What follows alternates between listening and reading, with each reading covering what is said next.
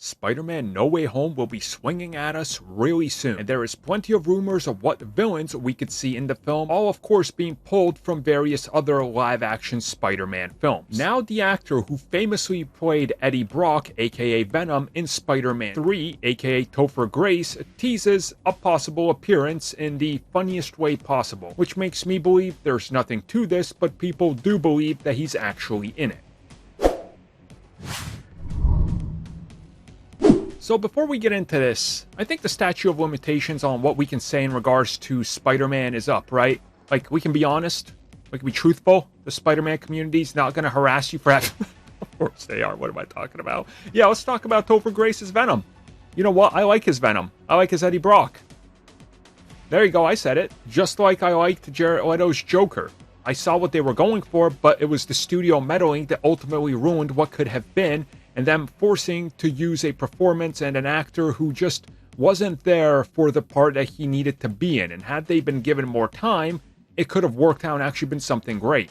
I thought for the role he was hired for at the time, I see what they were going for. I see what they wanted. I see why they got him, and I understand it. But ultimately, Spider-Man 3 botched many things, Venom being one of them because he was shoehorned in there right before production started. I don't blame the actor because I think he's a fine actor, honestly.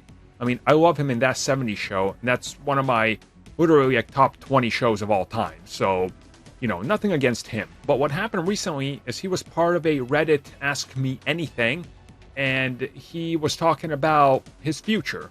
And the rumors of him returning as Venom got brought up. And in a joking way, he said that, yeah, that he's in it. Like, he's going to be in it. And he says to keep it a secret, obviously leaning into it. Then he teases, oh, there's going to be all sorts of things. You know, Doctor Strange, Dr. Octopus, and various other characters from Star Wars to everything else. And it's quite clearly he's trolling. But some people believe that he is teasing that he will appear in it, but then he's tossing the extra stuff on just as sort of fluff. And I'm going to just go on a limb and say he's not in it. I don't believe he's in it. I see why some people want to get excited for it and hope for it to happen because whatever they're doing with the multiverse seems to be big. And quite clearly, Venom Let There Be Carnage, leaning into the whole, hey, Spider-Man's coming and the multiverse factor.